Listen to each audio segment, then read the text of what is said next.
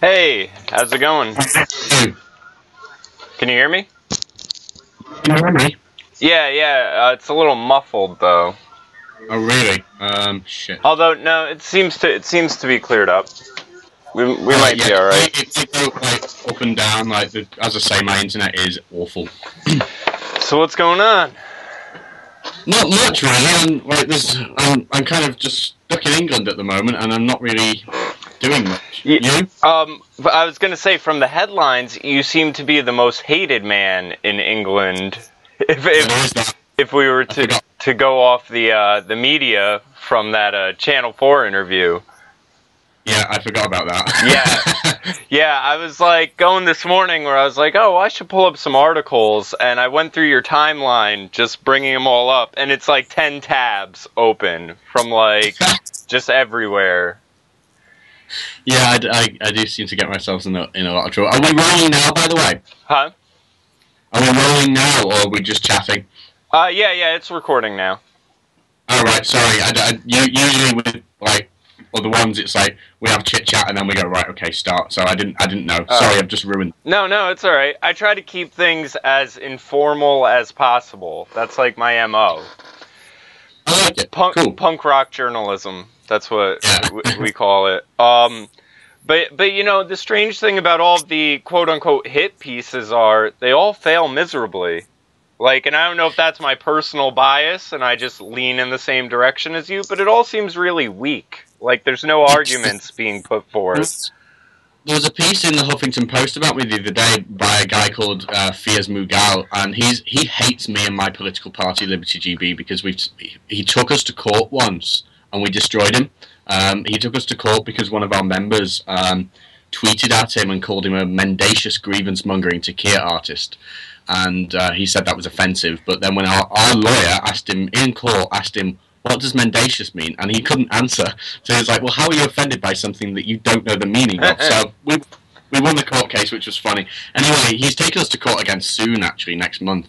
He is a genuine sort of consistent complainer. But anyway, he wrote about me in Huffington Post, and it was Jack Buckby is no Harry Potter. He may look like him, but his views are vile or something like that. And like, okay, first off, the Harry Potter thing is kind of old now. Yeah. When I don't wear my glasses, do I look anything like Harry Potter? No, not at all.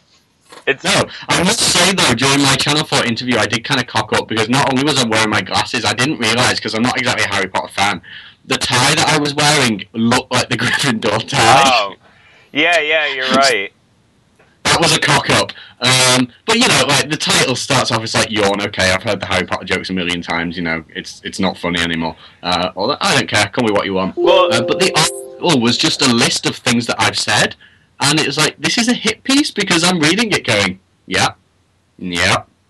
There was nothing in there that I was ashamed of. And not only that, on social media, he wrote, listen to Jack Buckby's views about Jews, implying that I'm an anti-Semite. Oh, yeah, and it's like, I think Jews are insanely intelligent. And it's like, okay. All I said was that the Jews are the smartest people on earth. Like, it's like, anti-Semitic now. That's so fun. Yeah, you can't even give a compliment, or you're somehow then against that group. I saw that this morning, where I was like, am I reading this right? Is there something I'm missing here? Yeah, it's the thing that bothered me, I don't know if it was the same article, but when they kept referring to the rape scandal in Rutherford as the grooming scandal, and it's like, oh yeah, they were grooming, sitting around brushing their hair. They didn't get to the rapes. Like, this might be an American thing, because do you guys use the term grooming? Do you know what it means? Yeah, like, you know how a pedophile will groom the child that they're going... Yeah, I mean, it's leading up to the actual rape and sex trafficking. You are right, it's rape, and we shouldn't shy away from that. But we kind of use the term grooming because that's like, it's a major part of it. Because what these grooming gangs do, and by the way, grooming gangs are almost uniquely Muslim. They're familial. So what it means is that these gangs are usually family members, and they share the girls. Yeah. I mean, that is most unheard of in the West. Yeah. You know, it does happen. It's like 99.99999% Muslim gangs that do that.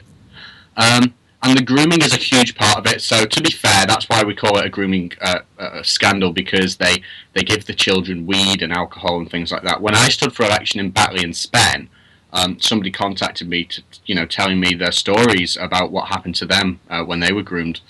And other people also contacted me telling me that there was a local snooker hall, snooker's pool, basically. And that's where they used to groom the kids and give them alcohol and weed and things like that. And it's a long process, and eventually they just, rape them and kidnap them, traffic them. So no, I guess you're right. We should be calling it what it is, rape. But the grooming side of it as well is what makes this so unique. Yeah, I agree with that point. I just think from where they stand, and it could just be me being kind of cynical, I guess, but assuming they're trying to downplay it. But I do definitely see the point. The grooming is a big factor in it, and it is a unique factor with what's going on, because you don't hear about families going out and gang raping anyone. Exactly, and when whites or at the end of the day, this is what pisses me off. There was this podcast done by these two black girls that tweeted me recently, and it's called Melanin Millennials. It's like, oh wow. And I didn't want to listen to it because I didn't want to lose any brain cells, but I had to, and I listened to it, and they said, oh, Jack talks about we're importing all these rapists, but he doesn't realise we already have loads of them here. It's like, yeah, exactly. We already have our own rapists. Why the hell are we importing more? And when we do have our own rapists, and when they commit crimes, we lock them up. Yeah. To prison. If we didn't send them to prison, families and people like me, and people like the working class towns where I was brought up, we'd fucking lynch them, right? Yeah. We would kill them. So we've got our own problem here.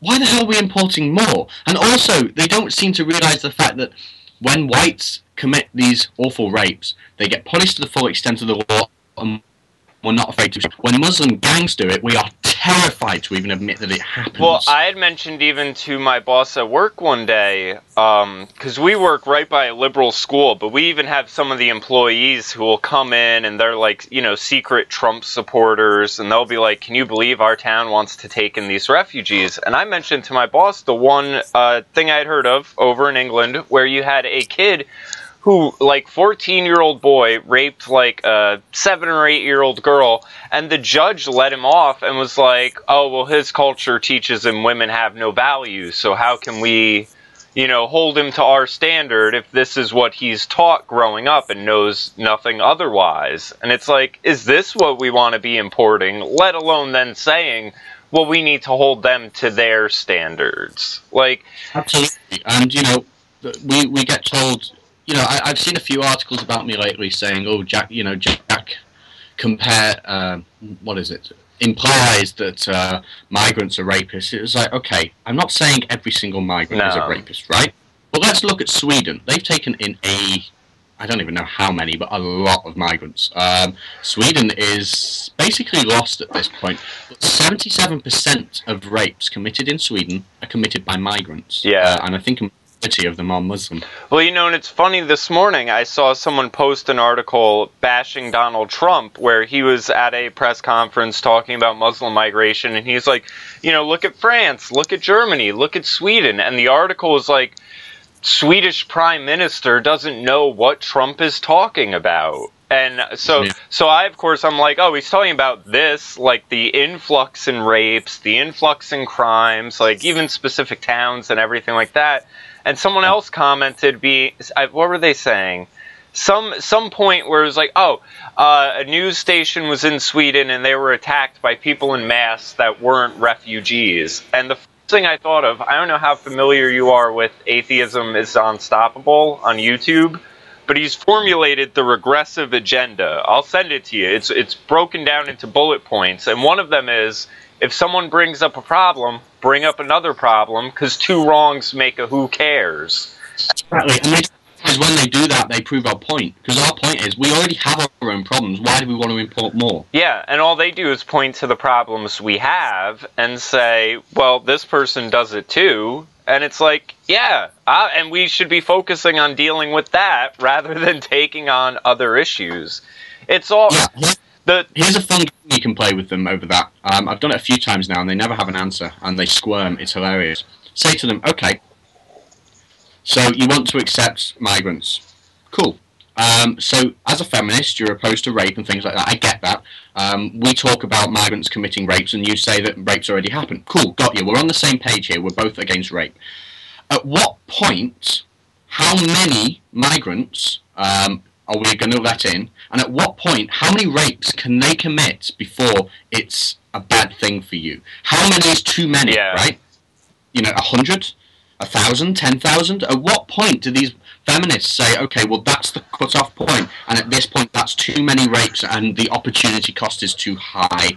They can't answer that question. Yeah, well, the thing that bothers me about this whole argument, and I mean, we even have it's very similar argument, even in the States, over the Syrian refugee stuff, but over our Mexican immigration issues, where I see people like... I had an ex of mine who moved over to England to be a teacher, and her mother was born over there, so she applied for dual citizenship, did everything by the books, but she's a liberal, so I see her posting all this stuff like, don't break up the families of illegals, and, this, and that, and I'm just thinking to myself, why is it that you can do everything by the rules, and you have that standard for yourself, but everyone else, you don't expect them to be able to handle the rules and the process. And the only differential thing I can find is they're brown and you're white. That's true. And that's what it always seems to boil down to with these people, where they have such a low standard for everyone they seem to be advocating for, that it's just, who's the racist in this scenario? Like, I think it's so funny. I saw... There's a guy on Tucker Carlson, this Filipino immigrant who did this series, White People, for MTV or something. And he put forth this argument that I put forth, and he tried to do it as a positive, where all the excuses we give for illegal immigration in America are the same excuses they gave for African-American slavery. The economy needs them.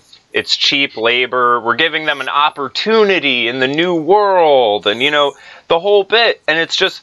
the packaging of it, and I'm just like, how are you guys, you'll bring up slavery concerning anything, like it's just a bat to beat people with to get guilt out of them, and then turn around and say, we need to keep bringing these people in for the exact same reason, so we can have a subclass of workers, and just try to tell ourselves we're doing something good in the process.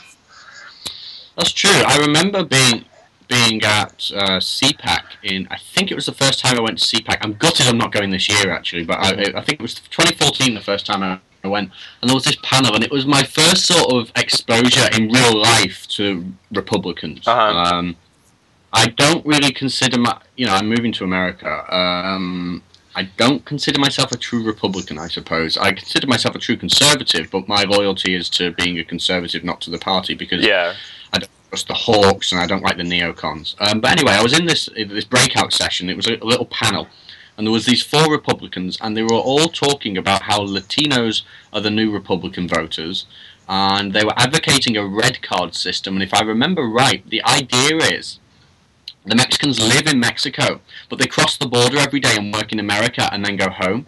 Now, is this not the most suicidal thing you've ever heard? Yeah. Like, not only is that terrible for the economy, but it's destroying the livelihoods of Americans. It's literally allowing people to take the jobs in America whilst living in another country. Yeah. It's totally suicidal.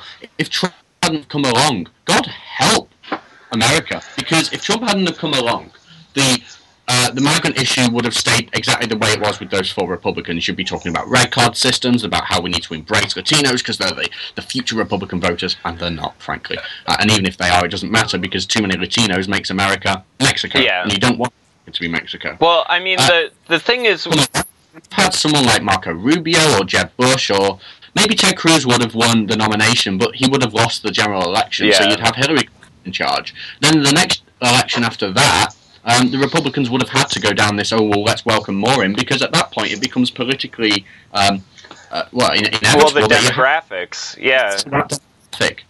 So it's going to come along. Trump has literally saved the West, literally.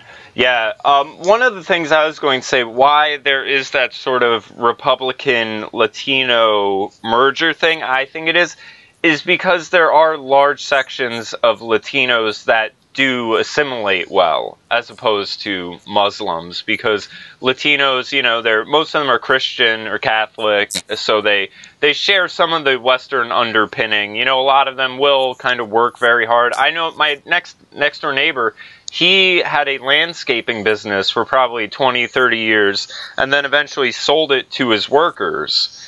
So, I mean, you don't like them undercutting the American workers, but if I had to choose between Mexicans or Muslims, I'd go with Mexicans any day, just because there's at least the same values. You know, economically it's not great, but they can work within the society without there being large conflicts. It could be the very best that they have to offer, though. I mean, because if we look at Mexico, I mean, I think the age of consent is 11 or something. Yeah. You know, this is not a civilized or I was about to tread on thin ice there and try and be nice about it. Mexico's not a nice place. It's not civilized. Yeah. It's dirty. I want to live there. Let's be honest here. It's third world almost. Yeah. So, you know, to just let anyone in from Mexico, bad idea. If we have a high standard of requirement, then I guess that's fine. But here's an interesting point from the nationalist side of things, right? Nationalism in Europe has been popular for the last 10 years. It's been growing massively. It's only just sort of appeared within the last year with Donald Trump. But nationalists in Europe and in England, we've been talking for many years about, okay, so if we have a high requirement of immigrants coming into our country, that benefits us.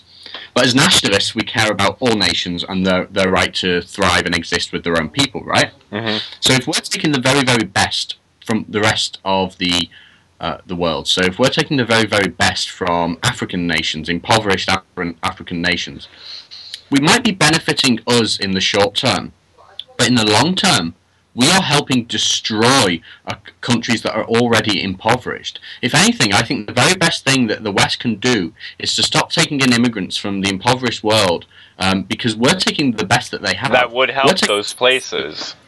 We're taking their doctors and their professionals, and in return, we're spending money on big charities where 90% of the money goes to administrative costs, and the rest of it is just squandered on, I don't know, giving them a goat, you know. Yeah. Like, don't need goats, they need professionals, and they need educated people, and we're taking them from them. So I think this is an interesting point in nationalism that America's yet to catch up on, and I would love to see something like that implemented. I would rather see America and England focus on training our own people, rather than importing the rest of the world, because we're terrified of admitting that immigration isn't always a good thing. Yeah, well, have you seen, there's a video going around of a guy kind of illustrating that point with gumballs and these giant towers and stuff? Fantastic video. That is a very, very good. And I mean, it's so great that it can be put forth in a way that people can kind of see and grasp, and, you know, because if you're just reading the data, it can be kind of like, but when you see it that way, it really hits you, where you're like, oh, okay, this doesn't make any sense whatsoever. That's one of the questions I mentioned before to the feminists, where you say, at what number does it become, you know, the opportunity cost become too high? You use immigration too. You say to people, okay, well, you're pro open borders. How many is acceptable? 10,000, 100,000, a million, 10 million, 100 million. How many people do they think we can actually just keep in this tiny little island of the British Isles? If they admit in that argument, which they have to, that they have a limit, then we're on the same page here, because we both agree there's a limit. But our difference is where the limit comes. And then that boils the argument. It kind of concentrates the argument down to what's important. And it's not whether or not we should have a limit, or, you know, how many people should come. It's a matter of what happens to the culture, and why do you not care about the effect that that has? Yeah, well, even in that thing, I told you about the woman posting about Trump in Sweden. One of the things she said was, you know, 60 Minutes was attacked by Swedes in masks, and, you know, because of that, they think Sharia is taking over. And I said, you know, no, here's National Review interviewing several people from Sweden who are telling them explicitly Sweden should change to our traditions, not the other way around. I said, so it's not like Swedes just got paranoid and got this idea out of nowhere. They're being told it. They're being told it by the people coming. Like I told you, I saw a video of a guy in Pakistan, and he's like, 20 years ago there were no Pakis in England. Now look at how many of them are here. Imagine 20 years from now, London will be Pakistan. When the Queen took her throne, there was one mosque in England. Now there's, I think, 2,000. Wow. At least 85 Sharia courts. And this is a bit of research that I need to finish, actually. But last year, I started rummaging online through statistics at about midnight. And it was 8 in the morning by the time I'd finished, because I was just amazed at what I'd just gone in these rabbit holes online looking. And I'll have to pull up the data for you sometime. I'll send it over to you sometime this week, hopefully. I looked at the statistics of the amount of mosques that are operating in London, and the amount of churches that are technically operating in London. Out of the churches, I boiled it down to just Church of England, because that's the state religion. So I got rid of the Russian Orthodox churches and the Polish churches and the black churches and things like that, and just boiled it down to state, Church of England, churches. Then I boiled it down to the ones that are actually still open, because many of them exist and, are a thing, but the doors aren't open because, go into them. Then I looked at the numbers of mosques, and then I looked at the predicted numbers of illegal mosques, because many mosques just operate from houses. Then I included the Islamic cultural centres, because Islamic cultural centres are actually just mosques in disguise. I had thought that, and I had said that earlier, where I was telling someone, I said, you don't have Muslims come in and really open like a YMCA or something. I said, anytime I hear of a culture center or a community center, it's always a mosque that just sort of doubles as a... Because they get local government funding to do those things, because it's a community centre, but it's actually a mosque.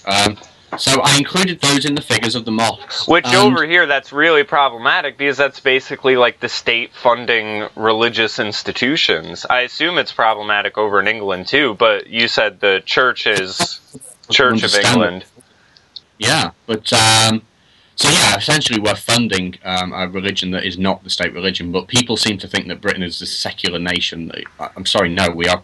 Britain has a constitution. It's uncodified, but we have a constitution, and constitutionally we are Christian. The Queen is head of state, and she's also the defender of the faith. But anyway, going back to those numbers, I figured out when you combine the illegal mosques, the cultural centres and the mosques, and then boil the churches down to just Church of England, there are more mosques in London than there are C of E churches. And it's probably and has that been the switch, like you said, just during the lifetime of Queen Elizabeth, or is it within an even shorter span, like probably the last 30, 40 years? I couldn't say for sure, but I'd say it's probably within the last 20 years.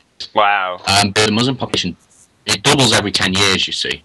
I think we're about 5 million now. I mean, I think the official number is actually just over 4 million, and that was the last census, so that was 2011.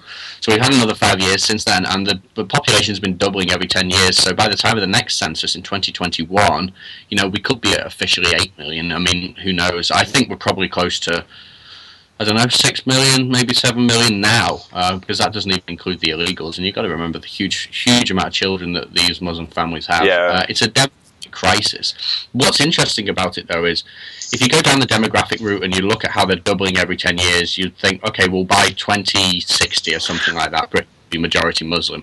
But that's not the issue. By, I don't know, much sooner, 2030, 2040, the young generation will be majority Muslim. That's the issue. It doesn't matter about the old generation. They're going to die. Yeah. The young generation is what matters. And when you've got a majority population, or at least a significant population, of fighting-age Muslim men, do we honestly think that Britain will remain a civilized Christian democracy?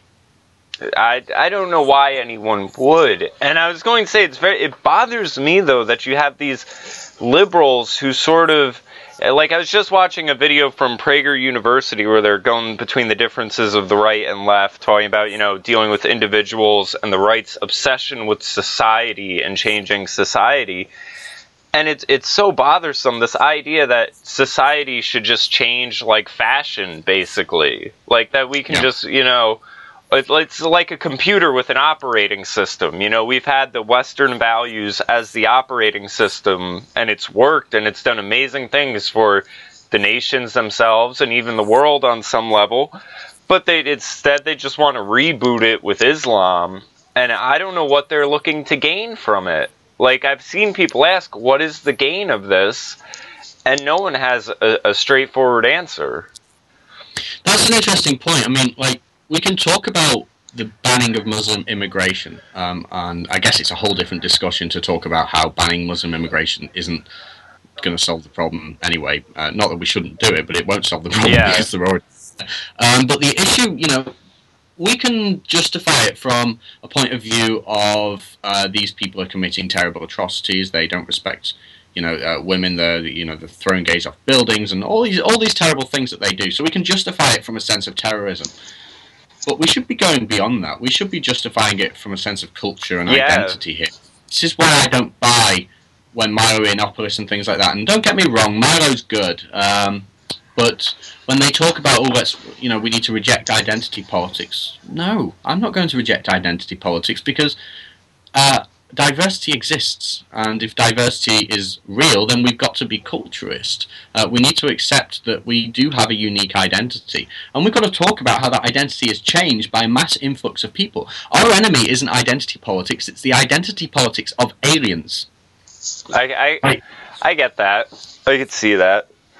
I mean, I think you're right. Identity politics, you can't just kind of shrug it aside because, you know, I think the government should always focus on the individual rather than the collective. That's the battle I like to look at, the collectivist versus the individual approach. But either way, you know, you are dealing with someone's identity. I just don't like when they, you know, the whole divide and conquer bit where, like, the thing that bothers me most, like, I saw it after the Grammys thing with them, you know, putting forth Beyonce lost, so it's a racist conspiracy theory. And I read these articles, and the tone of it is like, in a white nation, the majority of white people and the white dominance, you know, it's because white people exist, therefore there is white supremacy. And I would just reread this paragraph inserting, like, Islam and Muslim, or Chinese and Asian, and I'm like, if you put in any other group, no one would ever say this. No one would ever come out and say it's wrong for a Muslim country to be Islamic. No one would ever say it's wrong for an Asian country to be Chinese or so on. But if they're put forth this, it's like a permeating hatred and just the tone that because this exists, it is wrong. Let me be controversial here. I think it comes from jealousy. So, you saw me on Channel 4, Barbara Nutumi or Natumi or whatever it was. Look at her. Can I just say, there's something about me, and it's probably just because I'm from the hood of New York, but black people with British accents will never sit well with me.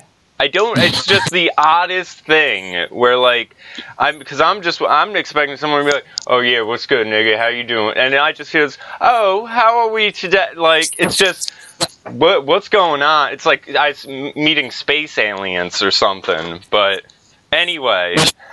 Well, her accent, by the way, was kind of like pseudo-African. Like, it had this annoying drone to it. Like, there was that moment in the interview where she's saying, it has absolutely everything to do with race. Everything to do with race. It's like, oh, God, that's the most aggravating sound. Yeah.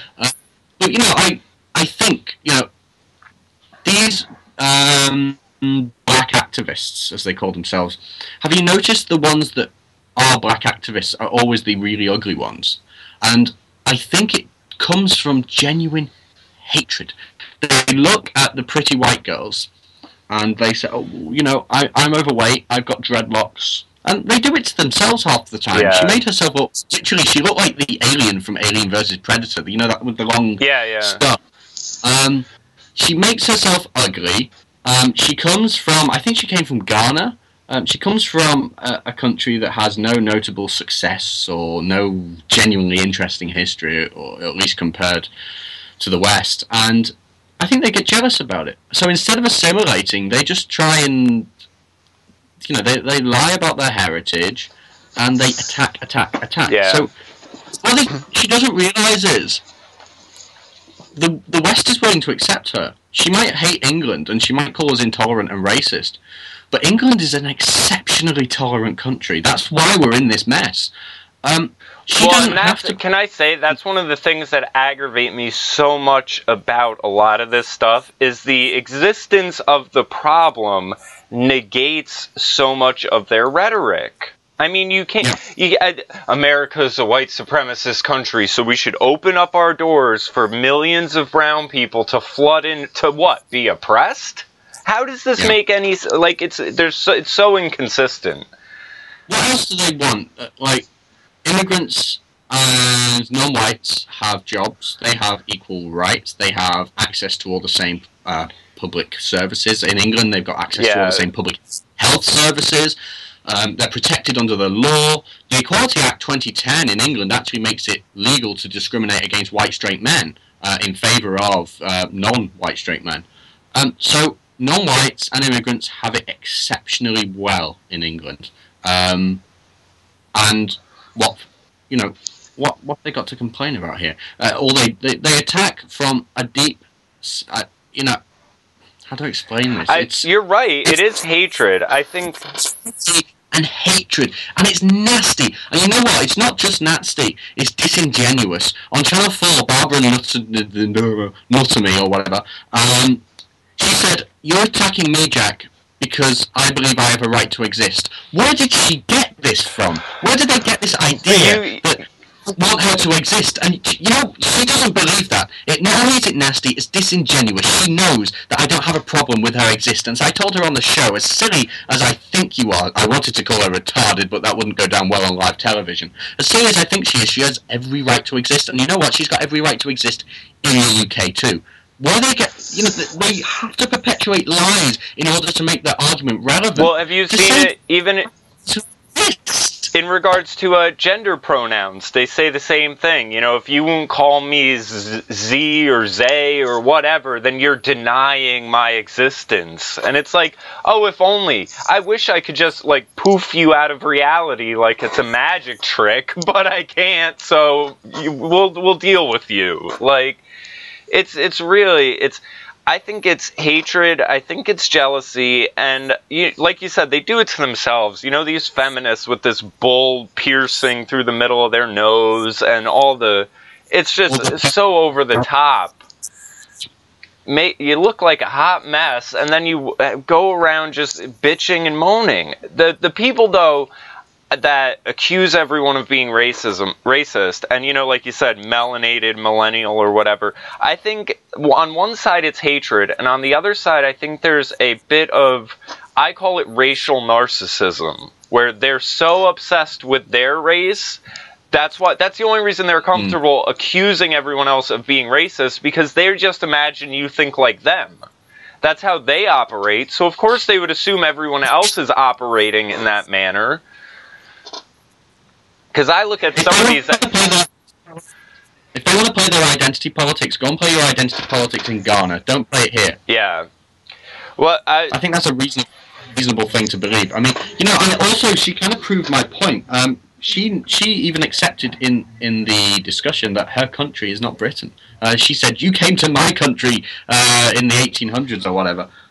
So I wish I could have pulled her up on that. I wasn't thinking of that at the time. But, you know, these people admit that their heritage comes from somewhere else, and then at the same time they want England to be this this culturally neutral place. This needs to be shaped by the outside world. I'm sorry, no. I'm going to play my identity politics and say that Britain is a Christian Western country, European country, and if you want this to become Ghana 2.0, you can think again, Missy. Well, I saw that in your interview on the BBC a while back, because I checked that out this week, and I mean, it was you having to explain to that girl, like she's a 5-year-old, being like, listen, you're culturally British, you're a British citizen, but you're not British in heritage. Like, sorry, it's just like, I don't know.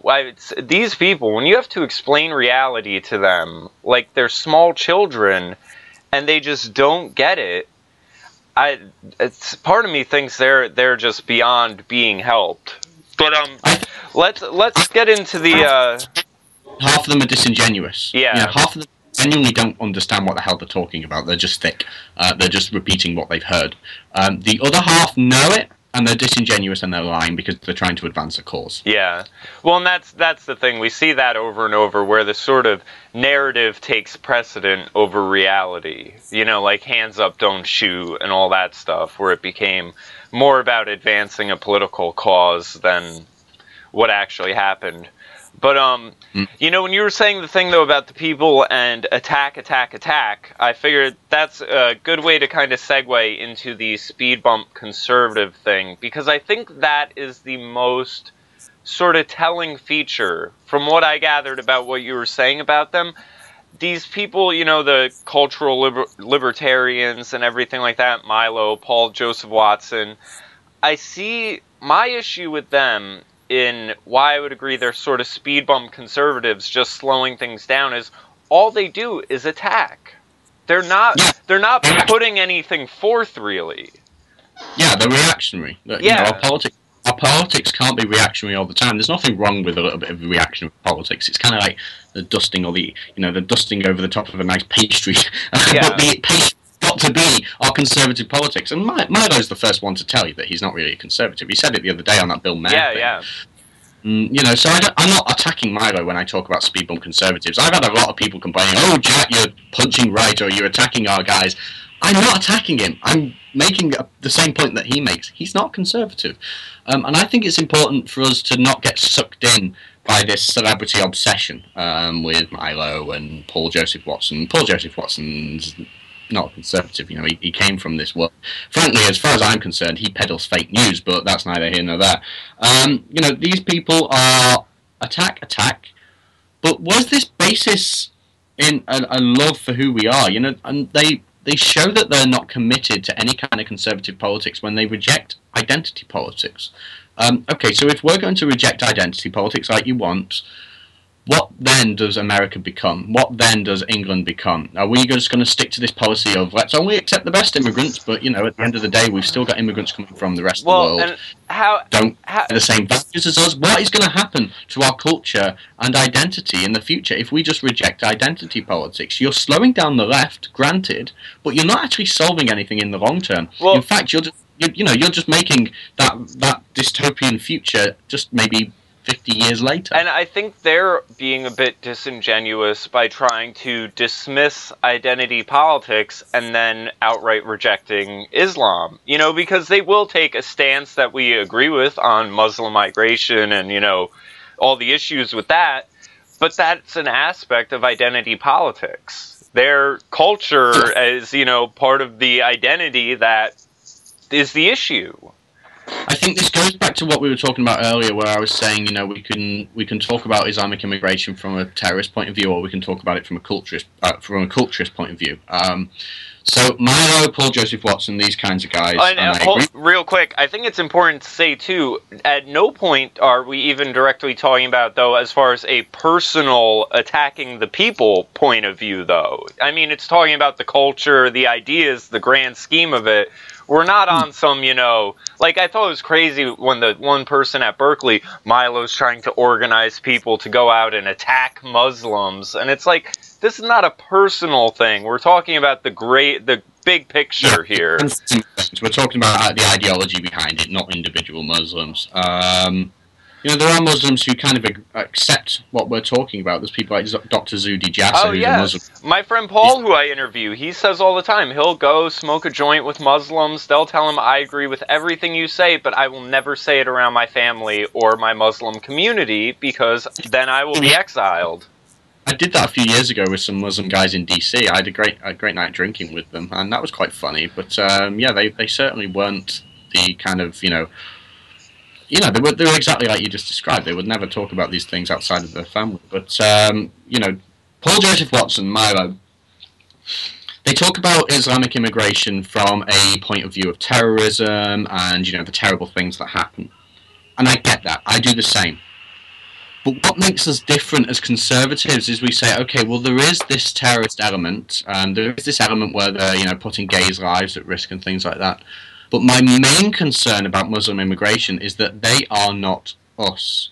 They don't share the same values in terms of how government works. They don't share the same values with regards to how our legal system works and things like that. That is a vastly different culture. We are literally polar opposites. And I don't want to see the West become like that. And when I say that, I'm not saying I don't want to see the West become like that just because they throw gays off buildings. That's not my main beef. My main beef is that I don't want to be them. And this view comes from a very deep-set view of ourselves. It's a very natural, tribal sort of thing. It's a desire to be who my tribe is. I don't want my tribe changing or adapting because of another tribe forcing their will on us. Conservatism is a very natural thing, and that's not what's coming from Milo and Paul Joseph Watson and things. It's based entirely on their identity politics as gays, or gay. I don't know if Joseph Watson's gay, maybe he is, I don't know. But, you know, so for instance, Milo, when he planned that gay pride march in Sweden just to piss off Muslims, I don't like that.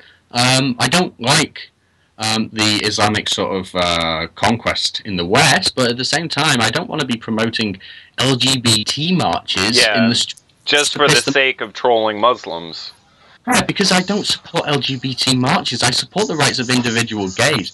I'd say 90% of my gay friends are conservatives who agree with me on this, actually. The LGBT marches and things like that create homophobia. Because when they are dominating the media, saying, "Oh, I'm gay and this is me. I'm wearing feathers and hot pants," you know, that is what creates in people's minds the idea of what a gay person is, and that is what creates phobia. If gays just got on with their life, which most of them do, it's just this vocal minority that go around wearing hot pants and dancing. Well, and no one's going to take your politics serious. No one's going to take your politics serious when you're walking around wearing feathers and glitter and shit. Exactly. So, you know, this is why I call them speed bump conservatives, because they're pandering to the left, and yeah, they'll maybe, you know, create a discussion that results in Muslim immigration being slowed down, but, you know, they're still promoting gay pride and LGBTQ plus exclamation mark. You know, they're not us. The other thing the left doesn't seem to grasp about this whole thing, you know, a friend of mine told me he went to church on Christmas and was talking to a Middle Eastern family who left the Middle East, a Muslim country, and they've come to America, got into Christianity, and they're saying, you know, they fled for their lives, basically. And their whole stance is they don't want any of that following them here. And I mean, that's the other thing, where it's so self-defeating to the Muslims that have already been here and made their way over here for safety, and they see this shit coming in, and they're more concerned than anyone. It's, you know, Islamophobia and xenophobia are such awful terms because it implies there's an irrational fear. And when you have former Muslims who have this fear, it's not irrational, because they came from it. They know it better than anyone else. When I stood for election in the southeast of England in 2014, I was out campaigning, and we had this big stall, and, you know, we had leaflets, and we were handing things out and meeting the public and stuff, and I had to stand there with my rosette, you know, "I'm your candidate, nice to meet you," that kind of stuff. The difference is, when I stand out and introduce myself as a candidate, it's not so much handshakes as it is defending oneself from punches. You know, I was standing there with this huge banner that said, "Stop Islamization, vote Liberty GB." And, you know, I had a lot of thumbs up and people taking bullets. I had somebody trying to kick down my stall and trying to punch me and all that kind of stuff. But I also had Muslims coming up to my stall, and the Muslim women wearing hijabs and things like that, saying, "I came here because I thought England was different, you know. I came here with my husband because I thought things would be different, and it's not." You know, it was heartbreaking hearing from these people. You know, they were telling me that, you know, they came here thinking they'd be liberated and they'd have this free life as a modern Western woman, and yet their husbands still control them, and they wear these hijabs and burqas, and, you know, they can't live the life that they thought that they could have. And we've got to remember, this is what annoys me about the left, when they say that I'm out to bash Muslims and, you know, stab them in the street and all this kind of nonsense.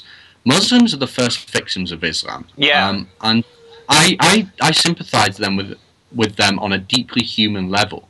And, you know, if they come here I don't believe in any more immigration, but I will be more than happy to keep people here. I do think there needs to be a lot of deportations, but the people that I would be happy to keep here are these female victims of it, because it's a deeply human concern I have for them, and the left doesn't give a damn. Well, the left would happily see them, still wearing their burqas and living at home, being abused by their husbands because it's diversity. And it's funny. I saw someone post a thing today online about illegal immigration and this Bible quote where it was like, if you're a native or if you're in a foreign land, treat them as you would the natives because you were foreigners in Egypt or something like that. And they're implying that we should just treat the illegals like they're citizens. But I told the person, I said, no one seems to get that the people who reject illegal immigration are actually doing this for the legal immigrants. We're trying to, they came in, they did things by the rule, we will treat them as citizens. We're not going to conflate these people that went through the process with these people who didn't, because then you're doing a disservice to the legal immigrants. It's just... I don't know. It's I can't even wrap my head around why this is an issue. I mean, it seems so common sense to people like you and me, and then to everyone else, I guess their emotions stand in the way, or they think they're doing something altruistic or something, and they just can't. I don't know. A lot of them genuinely believe that they're doing the right thing, and I think. It's annoying, because I know some genuinely good left-wing people. Yeah. Goodness in their hearts. But it's the road to hell is paved with good intentions. That's what I see it as. And they're terrified of even considering the fact that we might be right. And that's why I don't think they'll ever admit that we're right, because they're... Well, you see that in the rebuttals. Sorry? You see that in their responses, how it's always, it goes left field real quick. Yeah. And the denial of even the most basic facts. We're not exactly going over insanely new ground here, but, we know that many of them do have good in their hearts, but they just don't seem to grasp reality because they're more terrified of being seen as bad people. And from that perspective, it's selfish. But I think many of the others, people like...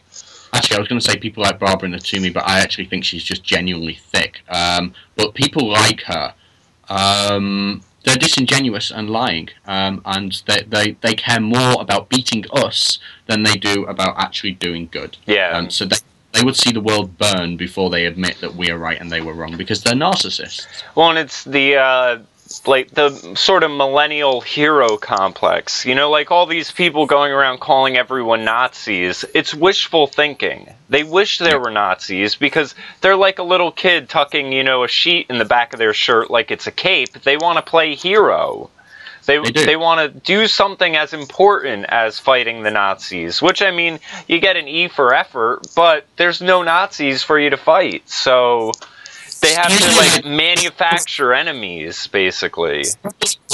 Void of personality. And they just want to fill that with something, and they want to be seen as doing the world, I also think it's a sense of community. I think the reason feminism has rose so quickly is because it's kind of like magnets surrounded by steel, and they're just sucking people in, because these young girls have been robbed of their identity as women. They've been told that they should all go to work. They've been told that they're the same as men, that they're completely equal to men in every way.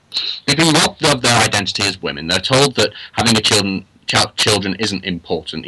Aborting a child is just, nothing. And when you're robbed of that identity, you're left kind of void inside. And these girls go to school, and they're not the little princesses that girls used to be.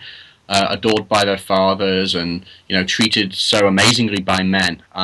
They're just equal to men, and there's nothing special about them. And they go to school, and they see these gangs of girls, and some of them have got green hair, some of them are growing their armpit hair because it's cool, some of them are dressing in, punk outfits and things like that. You start listening to the feminist music and, about these feminist uprisings, and they're seen as equal to men, they're not different to men. And inside, they know they want to be different. They know that there's something different about them. And instead of going down the traditional route of accepting their role as a woman, as men accept their roles as men, they go the other way. and they start attacking men because they're hitting back that they feel useless and void, and that hitting back has become the most poisonous thing in our society, and it's because they want a sense of community. Every human wants to be a part of a tribe, a part of a human, and politics boils down to natural instinct, and feminism is women trying to claw back some kind of humanity. And they're just taking it the wrong way because they've been told for so many years that the traditional way, the other side, is wrong. Yeah. Have you ever seen the video? It's one of the ones where they have someone illustrating along with someone speaking. It's the inevitable collapse of a feminist society. I can send it to you later on. It goes through and it basically talks about this study where when you have a society and there's chastity based on religion, which I think is a big underpinning. You know, if you look at the Constitution, they all said freedom can only work with like a moral, intellectual, religious populace, and we've lost that, and I think that's why everything else is going to shit.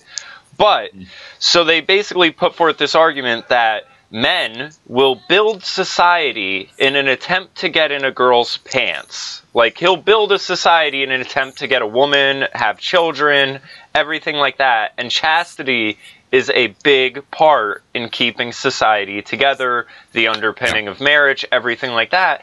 And then it basically puts forth, well, now men are getting sex before anything else. So they're sort of disenfranchised. There's nothing motivating them to really build society and keep it together, and it's why we are so easily being replaced by Islam, because they to some extent still have that, where the women, you know, we see it as oppressive and everything like that, but in their, you know, bubble, they're keeping women sacred by covering them and, you know, things like that. So it's how this sort of Stone Age ideology can override Western nations.